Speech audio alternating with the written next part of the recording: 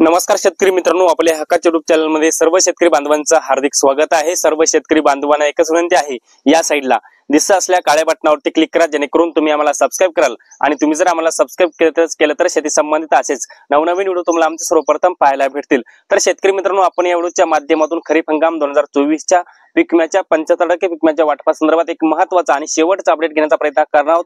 आता हा 75% 2024 चा पीक विमा कोणत्या जिल्ह्यातील शेतकऱ्यांना मिळणार, कन्फर्म कोणत्या शेतकरी त्यासाठी पात्र आहेत आणि हे तुम्ही कसं बघू शकता, आपण ही संपूर्ण माहिती आपण या व्हिडिओच्या माध्यमातून घेण्याचा प्रयत्न करणार आहोत। आणि हा 75% पीक विमा कोणत्या विमा कंपनीच्या माध्यमातून आता वाटप केला जाणार, कधी वाटप केलं जाणार, हेक्टरी किती रुपये वाटप केलं जाणार, या सगळ्या प्रश्नाचे उत्तर आपण या व्हिडिओच्या माध्यमातून घेण्याचा प्रयत्न करणार आहोत।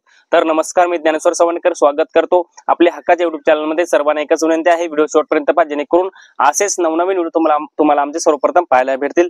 तर मित्रांनो, चला तर व्हिडिओला सुरुवात करूया। तर शेतकरी मित्रांनो, यामध्ये पहिली विमा कंपनी आहे oriental general insurance company limited. या विमा कंपनीच्या माध्यमातून नाशिक, जळगाव, अहमदनगर, सोलापूर आणि सातारा या 5 जिल्ह्यांमध्ये खरीप हंगाम 2024 चा पीक विमा मोठ्या प्रमाणामध्ये वाटप झाला होता। परंतु नाशिक, जळगाव, अहमदनगर, सोलापूर आणि सातारा या 5ही जिल्ह्यातील शेतकरी आता 75% पीक विम्याच्या वाटपाची प्रतीक्षा करत आहेत। आता या शेतकऱ्यांना 75% पीक विमा मिळणार का हे शेवटी बघूयात। परंतु यानंतर दुसरी विमा कंपनी AIC म्हणजेच भारतीय कृषी विमा कंपनी, या विमा कंपनीच्या माध्यमातून सांगली, बीड, बुलढाणा आणि वाशिम या 4 जिल्ह्यांमध्ये पीक विमा मोठ्या प्रमाणामध्ये वाटप झाला। आता याही जिल्ह्यातील शेतकरी 75% पीक विम्याची प्रतीक्षा करत आहेत। आता या शेतकऱ्यांना 75% पीक विमा मिळणार का, व्हिडिओच्या शेवटी बघूयात। यानंतरचं तिसरं अपडेट आहे HDFC अर्गो विमा कंपनीच्या माध्यमातून हिंगोली, अकोला, धुळे, पुणे आणि धाराशिव या 5 जिल्ह्यांमध्ये पीक विमा मोठ्या प्रमाणामध्ये 25% अग्रिम असेल, वैयक्तिक क्लेमचा असेल वाटप झालं। परंतु आता हे याही जिल्ह्यातील शेतकरी आता 75% पीक विम्याच्या वाटपाची प्रतीक्षा बघत आहेत, आम्हाला पीक विमा मिळणार का असे प्रश्न विचारत आहेत। याचंही उत्तर आपण व्हिडिओच्या शेवटी देणार आहोत।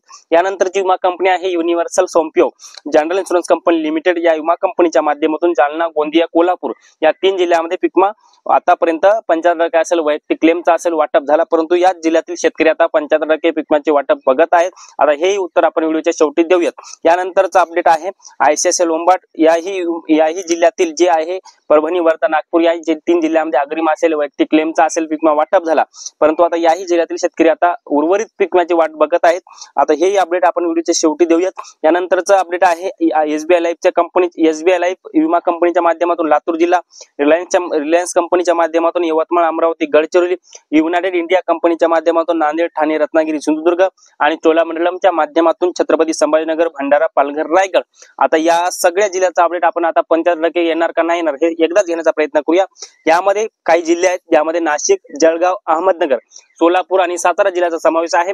या सगळ्या जिल्ह्यातील ज्या शेतकऱ्यांनी यील्ड बेसचा क्लेम केला होता आणि यील्ड बेस मध्ये ज्यांची अमाऊंट दाखवत आहे 2000, 5000, 10000 त्यांना 100% 75% पीक विमा मंजूर झाला आहे असंच त्या शेतकऱ्यांनी समजावं। परंतु बऱ्याच साऱ्या शेतकऱ्यांचे यील्ड बेस मध्ये 0 अमाऊंट दाखवत आहे, अशा शेतकऱ्यांना 75% पीक विमा मंजूर झाला नाही किंवा त्यांचं कॅल्क्युलेशन झालं नाही असं त्यांनी समजावं। आता हेच अपडेट सांगली, बीड, बुलढाणा, वाशिमच्या संदर्भात सुद्धा आहे। हिंगोली, अकोला, धुळे, पुणे, धाराशिव मध्ये सुद्धा तेच अपडेट आहे।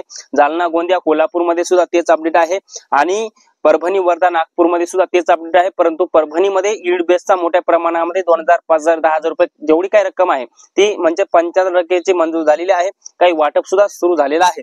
यानंतरच सगळ्या जिल्ह्यासाठी नांदेड असेल, नांदेडमध्ये सुद्धा 75% पीक विमा मंजूर झालेला आहे। यानंतर छत्रपती संभाजीनगर मध्ये सुद्धा मंजूर झालेला आहे। म्हणजे यामध्ये जर आपण जर सगळी माहिती बघायला गेलं तर जवळपास नाशिक जिल्हा, अहमदनगर आणि सोलापूर या 3 जिल्ह्यांमध्ये काही ना काही शेतकऱ्यांना 75% विमा मंजूर झालेला आहे आणि वाटपाची प्रक्रिया देखील सुद्धा सुरू झालेली आहे।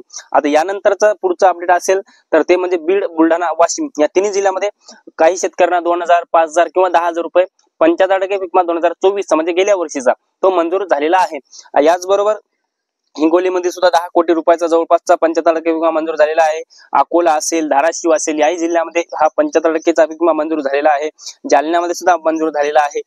याचबरोबर लातूरमध्ये सुद्धा मोठ्या प्रमाणामध्ये मंजूर झालेला आहे। परभणीमध्ये सुद्धा झालेला आहे। यवतमाळ, अमरावतीमध्ये सुद्धा 75% विमा मंजूर झालेला आहे आणि छत्रपती संभाजीनगर, नांदेड जिल्ह्यामध्ये सुद्धा हा पीक विमा मंजूर झालेला आहे। आता हे होतं संपूर्ण अपडेट. आणि ज्या ज्या शेतकऱ्यांचा ईल्ड बेस मध्ये 2,000, 5,000, 10,000 रुपये अशी रक्कम दाखवत आहे त्यांना 75% विमा मंजूर झाला आहे असं समजावे आणि ती रक्कम तुमच्या खात्यामध्ये वाटपाची प्रक्रिया सुरू झालेली आहे असं त्या शेतकऱ्यांनी समजावे. परंतु ज्या शेतकऱ्यांची ईल्ड बेसची रक्कम 0 दाखवत आहे त्यांना 2024 चा पीक विमा इथून पुढे एकही रुपया येणार नाही असं त्या शेतकऱ्यांनी समजावे. आता पुढचा अपडेट आहे खरीप हंगाम 2025-26 च्या पीक विम्याच्या वाटपासंदर्भातलं.